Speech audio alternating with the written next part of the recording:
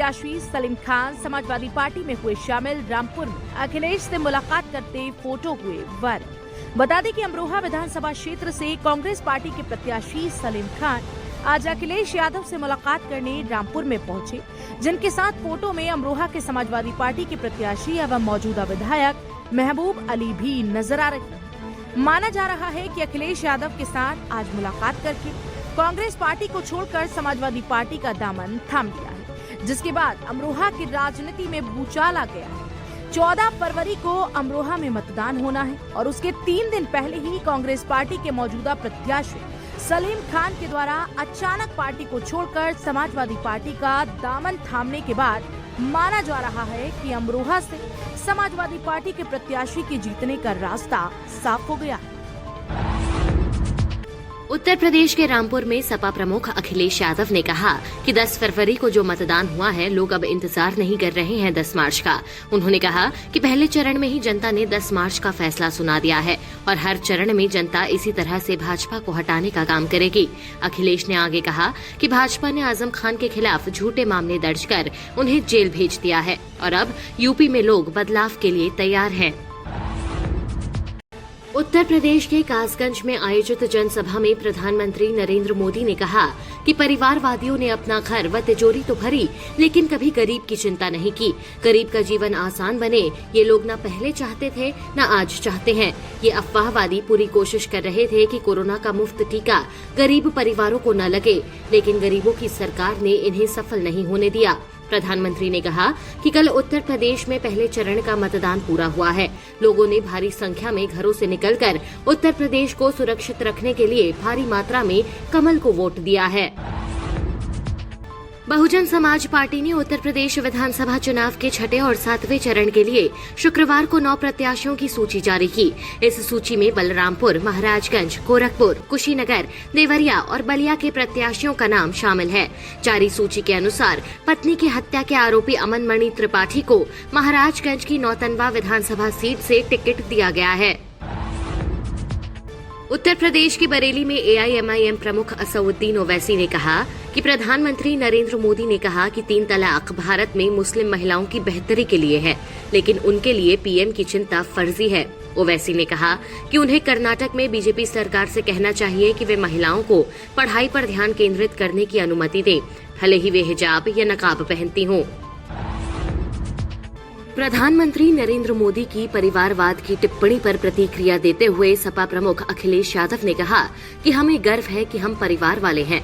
उन्होंने कहा कि परिवार वाले जनता का दुख दर्द समझते हैं। परिवार वाले झोला उठाकर परिवार को छोड़कर नहीं जाएंगे। अखिलेश के अनुसार कोविड-19 के दौरान अगर कोई परिवार वाला मुख्यमंत्री होता तो परिवारों को पैदल नहीं चलने देता।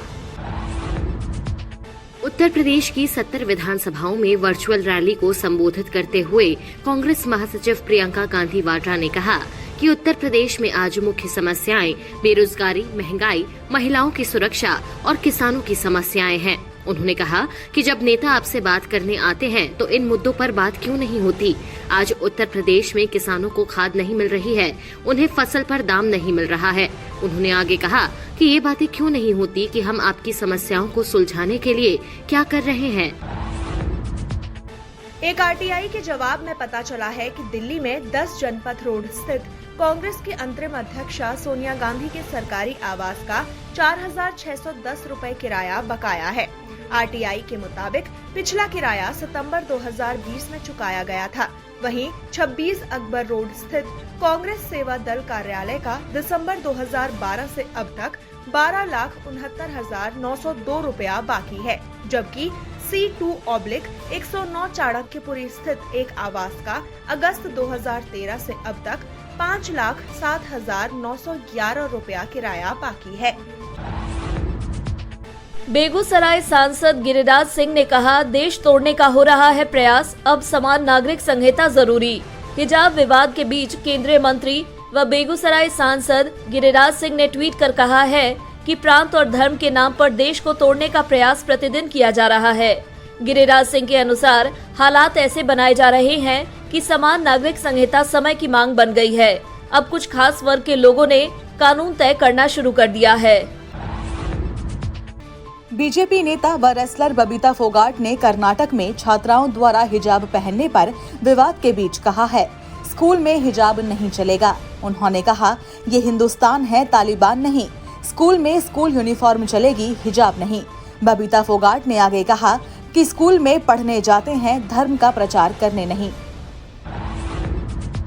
कांग्रेस द्वारा पंजाब में चरणजीत सिंह चन्नी को मुख्यमंत्री पद का अपना उम्मीदवार घोषित किए जाने को लेकर नवजोत सिंह सिद्धू की बेटी राबिया कौर ने कहा है कि हाईकमान की कुछ मजबूरियां रही होंगी। उन्होंने कहा कि कोई ईमानदार व्यक्ति को रोक नहीं सकता और जो बेईमान होता है उसे रुकना ही पड़ता है। बता दें कि पंजाब में 20 फरवरी को मतदान होगा।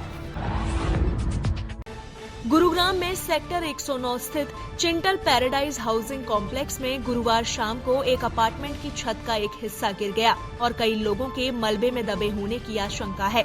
जानकारी के अनुसार छठी मंजिल के एक फ्लैट की छत गिरने के बाद 5वीं से लेकर पहली मंजिल तक के छत के हिस्से एक के ऊपर एक गिरते गए। फिलहाल पुलिस सहित राहत बचाव दल मौके पर रेस्क्यू ऑपरेशन में जुटे हैं।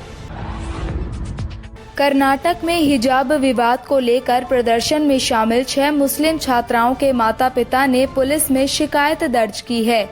बच्चों के अभिभावकों ने शिकायत में कहा कि उनके बच्चों के मोबाइल नंबर समेत अन्य निजी जानकारियां कुछ लोगों द्वारा सोशल मीडिया पर शेयर की जा रही हैं।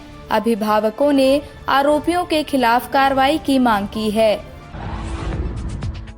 हरियाणा के उप मुख्यमंत्री दुष्यंत चौटाला ने गुरुवार को पिता अजय सिंह चौटाला के जेल से रिहा होने के बाद ट्वीट कर कहा, एक परिवार और एक पार्टी के तौर पर आज 9 साल 25 दिन के बुरे सपने का अंत हुआ है। उन्होंने आगे लिखा, आपकी निरंतर उपस्थिति हमारे लिए आशीर्वाद और समर्थन होगी। आप हमारे हीरो हैं।